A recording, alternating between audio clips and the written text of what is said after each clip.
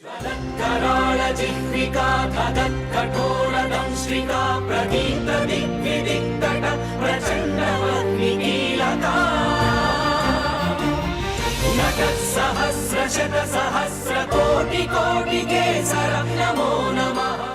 देव सवितास्माकं धियो धर्मादिगोचराः प्रेरयेत् तस्येद्भर्गः तद्वरेण्यमुपास्महे। श्री गुरुभ्यो नमः। श्रीमात्रे नमः।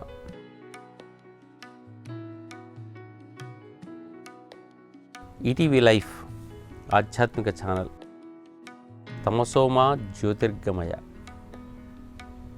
ఈ వెలుగులను అందరికీ పంచేటటువంటి పురాణ రహస్యాలు కార్యక్రమానికి అందరికీ కూడా స్వాగతం.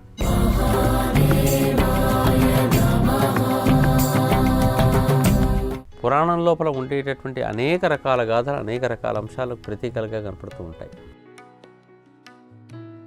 అది లోకధర్మానికి, వ్యక్తి ధర్మానికి అది ప్రతీకలుగా ఉన్నటువంటివే, కానీ దీనికి మూలాలు మాత్రం ఖగోళంలో కనపడుతూ ఉంటాయి.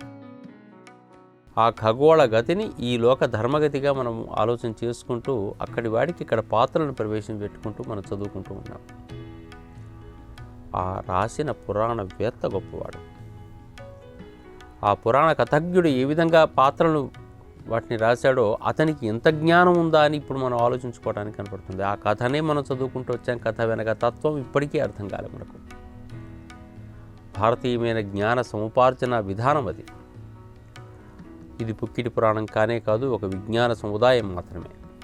అందుకే దాంట్లో రహస్యము అనే శబ్దం ఉంటుంది. లలితా సహస్రనామాల్లోనూ కూడా రహస్యము అనే శబ్దం వాడతారు. రహస్యం అంటే దాని వెనక ఇంకో తత్వం ఉంది. మనం చెప్పుకునే బాహ్యార్థాలు కావు ఇవన్నీ. బాహ్యార్థం వెనక అంతరార్థం ఉంటుంది. అంతరార్థాలను వెలికి తీసి చూసుకునేటటువంటి వాళ్ళు కొంతమంది ఉంటుంటారు. ఇది మనం తెలుసుకోవాల్సినటువంటి అంశం. ఇటువంటి గాథల లోపల మరొక గాథ నహుషుని గాథ. నహుషుడు అనేటటువంటి వాడు ఒక రాజు. ఈ కథ అంతా కూడా మనకు భాగవత పురాణంలోను, విష్ణు పురాణంలోనూ ఉంది. భారతంలో కూడా దీని విశేషం ప్రత్యేకంగా కనపడుతూ ఉంటుంది. చంద్రవంశానికి సంబంధించినటువంటి రాజు ప్రభ, ఆయువుల యొక్క కుమారుడు. ఈయన కుమారులు యతి, ఏయాతి మొదలైన వాళ్ళందరూ కూడా ఉన్నారు. కానీ మహాధర్మవేత్త, ధర్మ సంపన్నుడు. శతాధిక యజ్ఞాలు నిర్వహించినటువంటి వాడు. యజ్ఞము, యాగము, హోమము ఇటువంటి పదాలు కూడా చాలా రకాల అర్థాలు ఉన్నాయి. హోమాలు అవన్నీ కూడా యజ్ఞాలలో భాగాలు, కానీ యజ్ఞము హోమంలో భాగం కాదు. యజ్ఞం అనగానే మనకు కేవలం చేసేటటువంటి హోమ ప్రక్రియ మాత్రం గుర్తొస్తుంది, అది కాదు. ఒక పెద్దదైనటువంటి ఏ కార్యక్రమమైనా ప్రారంభం నుంచి ముగింపు వరకు చేసేటటువంటి కార్యక్రమ సముదాయ విధానం అంతా కూడా ఒక యజ్ఞం. అందుకే సరదాగా ఇళ్ళ లోపల వివాహం పూర్తవుతుంటే ఇదో యజ్ఞం చేసినట్టు అయింది అంటుంటారు. యజ్ఞం చాలా పెద్దది. భాగవతం చెప్పుకుంటూ పోతే సప్తాహ యజ్ఞం అంటారు. భగవద్గీత జ్ఞాన యజ్ఞం అంటారు. ఎంత యజ్ఞం. యజ్ఞం అంటే ఒక పెద్ద క్రతువు. ఒక కార్యక్రమం ప్రారంభం చేసి ముగించేంత వరకు, ముందు నుంచి తర్వాత వరకు ప్రిపరేషన్ అయిపోయి అంతా అయిపోయి అమ్మయ్యా అనుకునేంత వరకు జరిగేటటువంటిదంతా యజ్ఞ భాగం అదంతా. ఈ యజ్ఞం లోపల నహుషుడు కూడా చాలా రకాల యజ్ఞాలు చేశాడు. ఎంతోమందికి ఎన్నో రకాలుగా ఉపకరించాడు. ఎన్నో దాన ధర్మాలు చేశాడు. ఒక పునీతమైన శరీరం కలిగిన వాడయ్యాడు. తృప్తిగా ఉంటున్నాడు. ఇంద్రునికి వృత్రాసురుణ్ణి చంపటం వల్ల, ఇది కూడా ఒక ఖగోళ గాథే. జ్యేష్ఠ, మృగశిర నక్షత్రాల యొక్క సంకేతంగా చెప్పబడ్డటువంటి గాథ ఇది. వృత్రాసురుడనే ఒక బ్రాహ్మణ్ణి ఇంద్రుడు చంపడం వల్ల ఇతనికి బ్రహ్మహత్యా దోషం పట్టుకుందని ఇంద్రుడు వెళ్ళి ఎక్కడో దాచుకుంటూ ఉంటాడు సరస్సులో. కాబట్టి ఆ సమయంలో స్వర్గంలో ఖాళీ, ఇంద్ర పదవిలో ఎవరూ లేరు. మరి ఏం చేస్తే బాగుంటుంది అని చెప్పేసి అని అనుకొని ఆలోచించి ఈ శతాధిక యజ్ఞాలు చేసిన వాడు ఎవడైతే ఉంటుంటాడో వాడు పునీతుడై ఉన్నాడు, కాబట్టి వాడు ఇంద్ర పదవికి అర్హుడు అని చెప్పేసి నిర్ణయించినటువంటి దేవ సమాజం అంతా ఈ నహుషునికి ఇంద్ర పదవిని ఇచ్చేశారు. అతను వచ్చి ఇంద్రస్థానంలో కూర్చున్నాడు. సమర్థవంతంగా పరిపాలన చేస్తున్నాడు. పాత ఇంద్రుడు ఎక్కడికో వెళ్ళిపోయాడు, ఇంకా బయటికి రావట్లేదు. ఈయన వచ్చి ఇంద్రస్థానంలోకి స్వీకరించాడు. ఈ ఇంద్రుడు ఊరుకున్నవాడు ఊరుకుంటారా, ఆ పక్కన వాళ్ళందరూ కూడా అనేక రకాల పదాలు చెప్పారు. ఆహా ఇంద్ర, నువ్వు ఇటువంటి వాడివయ్యావు, అటువంటి వాడివయ్యావు అని చెప్పేసి అంటూనే, మరి అధికారము అనేటటువంటిది ఎప్పుడైతే చేపట్టుకున్నాడో ఇంకా చాలా ఒదిగి ఉండాల్సిన అవసరం ఉంటుంది. అంత ఒదగవలసినటువంటి నహుషుడు ఒదగల. చుట్టుపక్కల వాళ్ళు చప్పట్లు కొట్టేసరికి కొంచెం తలకాయకు గర్వం పెరిగింది. వాళ్ళు ఏం చెప్పారంటే, నీకైతే ఇంద్రపదవి ఇచ్చారు కానీ మళ్ళీ ఇంకో ఆ ఇంద్రుడు వచ్చే అవకాశం ఉందో ఏమో, అందుకని శచీదేవిని నీకు ఇవ్వలేదు కదా అన్నారు. శచీదేవిని నీకు ఇస్తే కదా నీకు ఇంద్రపదవికి సంబంధించినటువంటి పరిపూర్ణత అని చెప్పేసి అని అన్నారు. మొదట్లో తెలిసిన నహుషుడు కొంచెం జాగ్రత్త పడ్డాడు. కానీ కాలక్రమం లోపల అవును కదా, నేను ఇంద్రుణ్ణి కదా, పక్కన శచీదేవి లేని నాకు ఇంద్రపదవి ఏమిటి, ఇంద్ర ఉంటే భోగ సంబంధం కదా, ఈ భోగమే లేదు కదా నాకు, లేదు నాకు శచీదేవి కూడా కావలసిందే అన్నాడు. రమ్మని రాయబారాన్ని కూడా పంపించాడు. శచీదేవికి ఏం చేయాలనో పాలుపడలేదు. బుద్ధికి బృహస్పతి అయిన వాడిని బృహస్పతిని పిలిపించుకుంది. బృహస్పతి చాణక్యుడు కాబట్టి కాస్త ఆలోచించి ఆయన విష్ణుమూర్తిని ధ్యానం చేసుకొని అతని సలహా మేరకు చెప్పిన మాట ఏంటంటే, తొందరపడకు, ఆ నహుషుణ్ణి సప్తఋషుల యొక్క వాహనము ఎక్కి తన దగ్గరికి రమ్మని ఆహ్వానం పలకమని చెప్పు అని చెప్పేసి వార్త వచ్చింది. ఏమి ఇబ్బంది లేదా అంటే, పర్వాలేదమ్మా నువ్వు చెప్పు అంటాడు. సప్తఋషులు పిలిపించాడు. ఇక్కడికి వచ్చి వర్తమానం పంపించింది శచీదేవి. సప్తఋషుల అంటే ఋషి వాహనం ఎక్కి రావాలి అంటే, ఈయన ఒక పల్లకి మీద కూర్చుంటే 7 ఋషులు ఈయనను మోస్తూ తన స్థానం నుంచి శచీదేవి ఉండే ఇంటి దగ్గరికి తీసుకొని పోవాలి అంతఃపురానికి. అప్పుడైతేనే అతనిని నేను స్వీకరిస్తాను అని చెప్పేసి మాట చెప్పింది. ఋషులకు దండం పెట్టాల్సినటువంటి స్థితిలో ఋషులను వాహనం చేసుకోవటం ఏమిటి? ఈ ఊహ కూడా రాలేదు నహుషునికి. తనకు అధికారం ఉంది, రమ్మని పిలిచాడు. ఋషులందరూ రండి అన్నాడు. ఏమిటో అర్థం కాలేదు. వచ్చారు. మొత్తానికి వచ్చిన తర్వాత వీళ్ళకు బరువులు మోయడం తెలియదు. జ్ఞానులు ఋషులంటే ఈ మనకు ఉన్నటువంటి సోఫిస్టికేషన్ లైఫ్ అంతా కూడా అందించినటువంటి వారు. ఒక ఇల్లు ఎట్లా కట్టుకోవాలి, ఒక ప్రకృతి నుంచి ఎట్లా రక్షించుకోబడాలి, ఒక వస్తువు ఎట్లా తయారు చేసుకోవాలి, ఒక ఫోన్ ఎట్లా ఉండాలి, ఒక ఫ్రిడ్జ్ ఎట్లా ఉండాలి, ఇదంతా తయారు చేసిన వాడిని ఋషి అని అన్నారు మన వాళ్ళంతా కూడా. ఆ ఋషులు చేసినటువంటి విధానం అంతా కూడా అక్కడ కూర్చున్నటువంటి వాళ్ళు 7 ఈ బాహ్యమైన బరువులు మోయడానికి వీళ్ళకి అర్హత ఉంటుందా? లేదు. వాళ్ళకు బుద్ధితో పనిచేసేవాళ్ళు వీళ్ళంతా. ఈ బుద్ధితో పనిచేసేటువంటి వాళ్ళందరినీ కూడా పిలిపించేసి ఆయన ఏం చేశాడు, పల్లకి గట్టి దాంట్లో కూర్చొని వెంటనే లేపండి, నన్ను తీసుకొని పోండి అన్నాడు. మరి అధికారి ఆదేశిస్తే ఎటువంటి వాడైనా నోరు మూసుకోవాలి అనేటటువంటి సిద్ధాంతం మనకు కనపడుతూ ఉంటుంది ఇక్కడ. ఇది పనికిరాదు. ఎటువంటి వాడిని ఏ రూపంలో ఆదేశించాలి, సలహాదారు దగ్గర సలహా తీసుకోవాలి, మిత్రుల దగ్గర మిత్రులుగా ఉండాలి, పనిచేసేటువంటి వాళ్ళ దగ్గర వాళ్ళకు స్నేహ వాత్సల్యంతో ఉండాలి. ఇవన్నీ కూడా చాలా ఉంటాయి సూత్రాలు. కానీ చాలా గొప్పనైన తెలివివంతుడు జ్ఞానులైనటువంటి వాళ్ళను పని చేసేవాళ్ళుగా ఎప్పుడైతే మార్చుకున్నారో ఆ అధికారి నాశనం అయిపోతాడు, అతి త్వరలో నాశనం అయిపోతాడు. ఈ విషయం చెప్పడానికే ఈ కథలో మనకు ఈ 7 కూడా నాకు పల్లకి ఎత్తమని అన్నాడు. పాపం నెమ్మదిగా ఎత్తారు, నడుస్తున్నారు. దీంట్లో అత్యంత పొట్టివాడు అగస్త్యుడు. అది నడవటం సరిగా రావట్లేదు. ఈ ఒడిదుడుకులు ఉంటున్నాయి నడుస్తూ ఉంటుంటే, పెద్ద చిన్న. ఏదో ఒకటి తొందరగా తీసుకెళ్తే బాగుండు అని చెప్పేసి ఉంటే వీళ్ళు నెమ్మదిగా నడుస్తున్నారు. అంతఃపురం కొద్ది దూరంలోనే ఉండొచ్చు కాక, కానీ వీళ్ళు తన మనసులో ఉన్న భావ వేగానికి సరిపోయేటట్టుగా వీళ్ళ అడుగుల వేగం కనపడట్లేదు. ఇంకెంతసేపు తీసుకెళ్తారు నన్ను అని చెప్పేసి గొడవ చేస్తున్నాడు లోపల కూర్చొని. వాళ్ళు అడుగులు వేసుకుంటూ జాగ్రత్తగా చూసుకుంటూ కదులుతున్నారు. వాళ్ళు వెళ్తుంటే కోపం వచ్చింది. ఎంత దూరం పోయినా కానీ ఒడిదుడుకులు సరిగ్గా తీసుకొని వెళ్ళకపోవడం, నెమ్మదిగా నడవటం చూసి పక్కనే ఉన్న అగస్త్యుణ్ణి కోపంగా ఒక తను దన్నట్ట. తన్ని నడవండి అని చెప్పేసి గట్టిగా అన్నట్ట. వాళ్ళ కోపం వచ్చింది. ఎంత అధికారి అయినా కానీ ఇటువంటి పనులు చేయకూడదు కదా. ఇతనికి పొయ్యే కాలం వచ్చింది. అందుకని అతనికి ఒక్కసారి అగస్త్యుని కోపం వచ్చి తిరిగి ఆ పట్టుకున్నటువంటి వాటిని ఈ సప్తఋషులు కింద పడేశారు.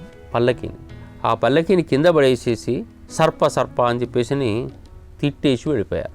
సర్ప అని చెప్పేసి అన్నందుకు గాను ఆ నహుషుడు సర్పమైపోయాట అప్పటికి. అంటే ఈయన ముందర కూడా అన్నది అదే, తొందరగా నడవండి అంటే కూడా సర్ప అనే శబ్దమే. వీళ్ళు అన్నటువంటి సర్పము, నువ్వు మమ్మల్ని సర్ప అని తొందరగా నడవండి అన్నారు కదా, నువ్వు సర్పమైపోదువుగాక అని చెప్పేసి అని 7 చెప్పించారు. ఇంద్రలోకానికి పట్టినటువంటి ఇబ్బంది తొలగిపోయింది. శచీదేవి పునీతగా బయటికి నిలబడింది. తర్వాత మళ్ళీ ఇంద్రుడు వచ్చాడు. బాగానే ఉంది ఇక్కడ. మరి ఈ సర్పం ఎవరు ఇంతకు? ఈ కథ చెప్పడం వెనక తత్వం ఏమిటి అంటే, ఆకాశంలో ఒక హైడ్రా అని పేరు కలిగినటువంటి ఒక నక్షత్ర సముదాయం ఉందండి. చాలా పెద్దది. ఎంత పెద్దదయ్యా అంటే, మనకు ప్రస్తుతం ఆశ్లేష అనేటటువంటి ఒక నక్షత్రం ఎక్కడుందో అక్కడి నుంచి స్వాతి నక్షత్రం దాకా ఉంది. ఇది ఆశ్లేష, మఖ, పుబ్బ, ఉత్తర, హస్త, చిత్త, స్వాతి అంటే 7 నక్షత్రాల వరుసలో ఉండేటటువంటి ఒక చుట్టలు చుట్టుకున్నటువంటి ఒక సర్ప రూపం కనపడుతుంది. దీనిని మన వాళ్ళు అజగరము, మహా అహి అని పేరుతో పిలుస్తున్నారు. అహి అంటే సర్పం, మహా అహి పెద్దదైన సర్పం. దీన్ని కదలకుండా అట్లా పడి ఉంది కాబట్టి అది అజగరము అని పేరు పెట్టారు. అందుకనే మహాభారతంలో దీన్ని అజగర ఉపాఖ్యానం అని పేరు పెడతారు. ఇది ఎక్కడుంది అంటే ఆకాశంలో ఉంది. ఆకాశంలో ఉండే సర్పరూపమైన నక్షత్రానికి వీరు కొత్తగా కథలు కట్టక్కర్లేదు. సర్పరూప నక్షత్రాన్ని చూసి దానికి అనుబంధంగా పురాణ కథను క్రియేట్ చేయడం మొదలుపెట్టారు. నహుషుణ్ణి, ఇతర కథలన్నీ కూడా. ఈ నహుషుడు నిజంగా వెళ్ళాడా లేదా ఈ చర్చ అంతా మనకు అనవసరమైన విషయం. కానీ ఆకాశంలో మనకు పురాణవేత్త ఏం చెప్పదలుచుకున్నాడు? నహుషుని విధానం చెప్పదలుచుకున్నాడు, లేదా అక్కడ ఉన్న సర్ప విధానం చెప్పదలుచుకున్నాడు. ఇక్కడ ఎందుకుంది ఇది అని చెప్పేసారంటే, అక్కడ ఉన్నది ఐడెంటిఫై చేయండి, అక్కడ ఒకటి ఉంది అని చెప్తున్నాడు. ఆకాశాన్ని చూడండి, అక్కడ పెద్ద సర్పం ఉంది. ఇది ఇప్పటి కాలంలో మనవాడు హైడ్రా అని పిలుస్తున్నారు. చాలా పెద్దది, 7 నక్షత్రాల దూరంలో ఉంటుందంటే ఊహించండి ఎంత పెద్దగా ఉంటుందో. ఆశ్లేషనే సర్ప నక్షత్రం, మనకు స్వాతి వాయు నక్షత్రం. ఆశ్లేష నుంచి స్వాతి వరకు ఉండేటటువంటి మొత్తం మండలం అంతా కూడా మనకు అజగరము కనపడుతూ ఉంటుంది. ఈ మధ్యలో ఉండేటటువంటి పల్లకి మనకు మఖా నక్షత్రానికి సంబంధించిన పల్లకి. అది మఖ ఆందోళికా పంచ అని చెప్పేసి పేరుతో ఉంటుంది. ఈయన ఎక్కిన పల్లకి ఏమిటయ్యా అంటే మఖా నక్షత్రం. ఆ మఖా నక్షత్రంలో ఎక్కి ముదరి జరుగుతున్నాడు. ప్రతి చోట ఈ సప్తఋషులు ఎందుకు వస్తుంటారంటే, ఉత్తర ధ్రువానికి పక్కనే దగ్గరలో కనపడుతున్న వాళ్ళు ఈ సప్తఋషులు. ఆ సప్తఋషి మండలం పక్కనే మిగిలిన నక్షత్రాల గుంపంతా వరుసలో కనపడుతూ ఉంటుంది. సప్తఋషులు ఏమో మనకు సంవత్సరం లోపల దాదాపుగా 8-9 నెలలు కనపడుతూ ఉంటుంటారు. మిగిలిన వాళ్ళంతా కూడా మారుతూ ఉంటుంటారు. ఈ సప్తఋషులు కొద్ది రోజుల పాటు అదృశ్యమై మళ్ళీ కనిపించే రోజు వినాయక చవితి తెల్లారి కనపడతారు. కాబట్టి ఆ రోజున ప్రత్యేకంగా మొదటి 2 నక్షత్రాలు కనపడతాయి. అందుకని ఆ రోజున ప్రత్యేకంగా ఋషి పంచమి అని వ్రతం చేస్తాం మనం. ఆకాశంలో కనిపించే రోజు అది. ప్రతి పండగ వెనుక కూడా మనకు పూర్ణంగా ఆకాశంలో నక్షత్రాల విధానమే ఉంటుంది. అది మనం అధ్యయనం చేయాల్సి ఉంటుంది. అదేవిధంగా నహుషుని కథలో కూడా ఇటువంటి విషయమే మనకు కనపడుతూ ఉంటుంది. నహుషుడు అజగరంతో కూడుకున్నటువంటి అంశము పరిపూర్ణంగా ఆకాశంలో ఉండి, ఈయన ఎక్కినదేమో మఖా నక్షత్రం ఆందోళిక పంచ 5 నక్షత్రాలతో కూడుకొని పల్లకి ఆకృతిలో ఉన్నది అని. ఇవన్నిటినీ మనకు తెలియజేసే ప్రయత్నం చేసిన వాడు పురాణవేత్త. ఇది రహస్యం. ఆ అజగరం ఏం చేసింది, ఎట్లా చేసింది, తర్వాత ఎటువంటిది పడింది అని చెప్పేసి చెప్పడానికి అది ఎవరిని పట్టుకుంటుంది అంటే భీముడిని పట్టుకుంటుందట. భారత కథ లోపల భీముడిని పట్టుకుంటుంది. అది ధర్మరాజు వచ్చి సమాధానాలు చెప్తే వదిలిపెడుతుంది. అది ఆ అజగరం అట్లా పట్టుకుంటూ ఉండేటట్టయితే, అయ్యా అని అప్పుడు కాళ్ళ మీద పడ్డాడు ఆ నహుషుడు. మీరు ఇట్లా చేస్తే ఎట్లాగంటే, నువ్వు ఇట్లా పడుండు, ఎంతకాలమైనా అట్నే పడుండు, వచ్చిన వాడిని పట్టుకో, ఎవరైతే నీకు సరైన సమాధానాలు చెప్తూ ఉంటుంటారో ఆ సమాధానాలు చెప్పిన తరువాత నీ అజగరత్వం పోతుంది, నువ్వు మామూలుగా వ్యవహారంలోకి వెళ్ళిపోతావు, మోక్షం అప్పుడు వస్తుంది, పోండి అని చెప్పేసి అని వాళ్ళు శాపావకాశం ఇచ్చి వెళ్ళిపోయారట. ఈ కథ కూడా అనుబంధ కథే. దానికి భారతంలో ఎవరిని పట్టుకున్నాడు అంటే భీముడిని పట్టుకున్నాడు.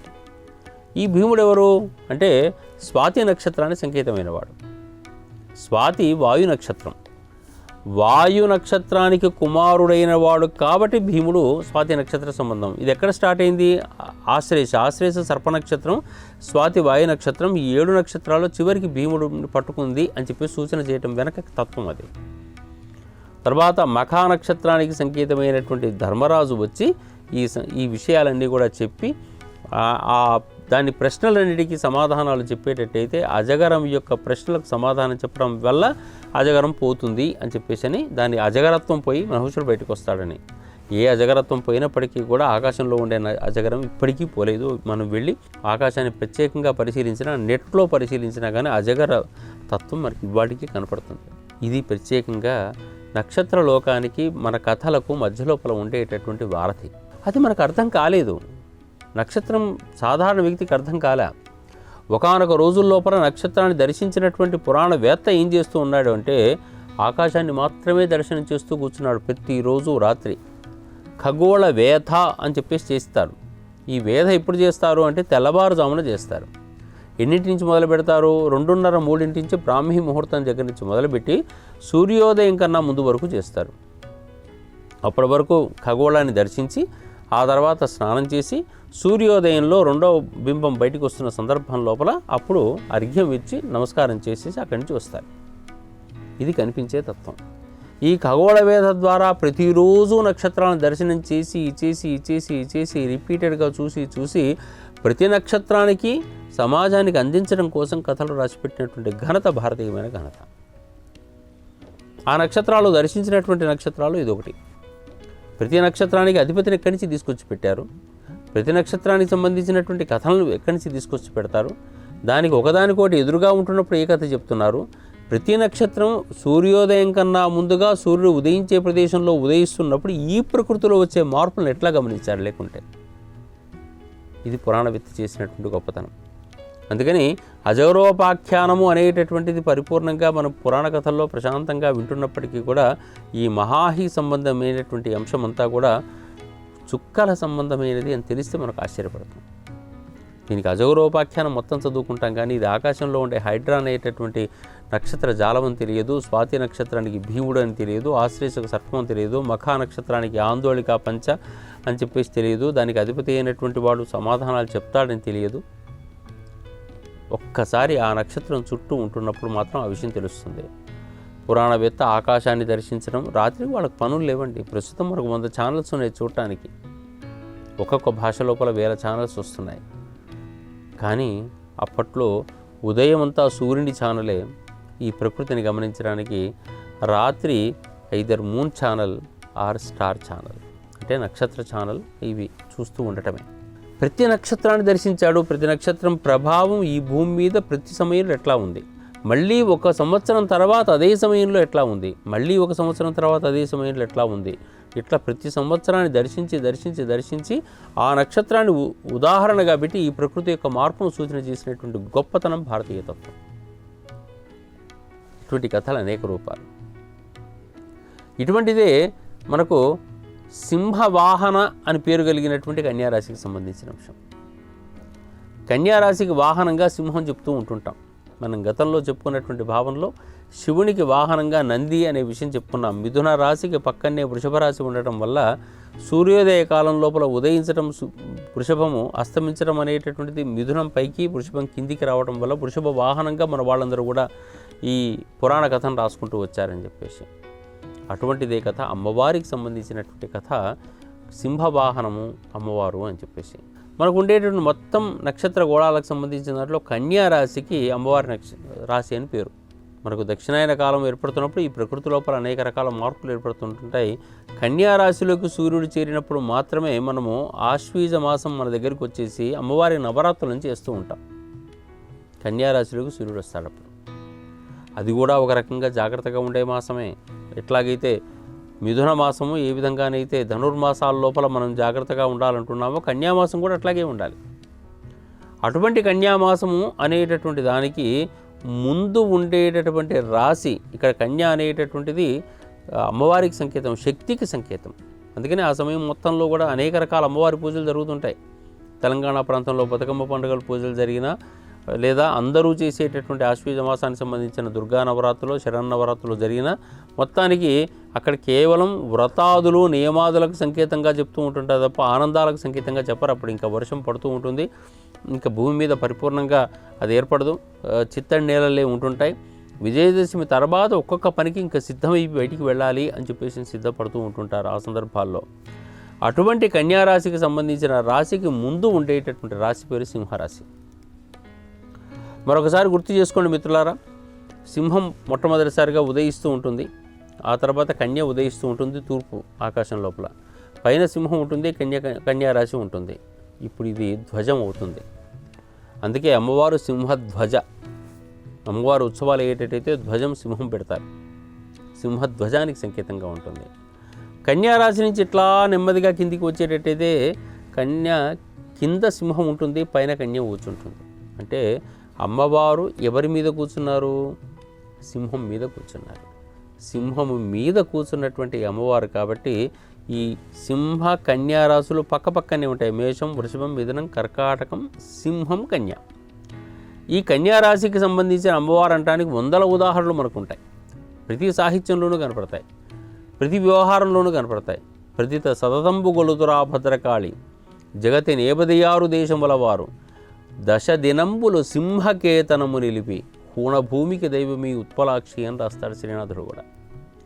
దశ దినంబులు సింహకేతనం. ఆమె సింహకేతనమే కాదు, ఏది కేతనం అయితే అదే వాహనం కూడా అవుతుంది. ఎందుకయ్యా అంటే ఉదయించేటప్పుడు అది కేతనం అవుతుంది, అస్తమించేటప్పుడు అదే రాశి వాహనంగా మారుతూ ఉంటుంది. అమ్మవారికి వాహనం సింహం ఎందుకు అంటానికి ఈ నక్షత్రలోకానికి సంబంధించిన గాథ కాక మరొకరు చెప్పడానికి వీల్లేదు. శివుడికి వాహనం నంది ఎందుకు ఉంటానంటానికి వృషభం, మిథున రాశులు పక్కకు ఉండే చెప్పడానికి తప్ప ఇంకో కథకు ఆస్కారమే లేదు. అందుకని నక్షత్ర లోకాన్ని అధ్యయనం చేయటం మొదలు పెడితే ఈ పురాణ కథలు వెనకకు తిరిగి చూసుకోవటం మొదలుపెట్టడం చూస్తాం. అప్పుడు కానీ వీటికి ఒక స్పష్టత ఏర్పడుతుంది. ఆ నక్షత్రాలన్నింటినీ కూడా మనం మానసికంగా దర్శిస్తూ ఈ పురాణ కథల్లో వెనకకు విజ్ఞానాన్ని అధ్యయనం చేసే ప్రయత్నం వరుసగా కంటిన్యూ చేసుకుంటూ వెళ్దాం. అందరికీ కూడా నమస్కారం, స్వస్తి, సెలవు. ఈ కార్యక్రమాన్ని తిరిగి చూడాలనుకుంటే www.youtube.com/@etvlifespiritual లో చూడవచ్చు.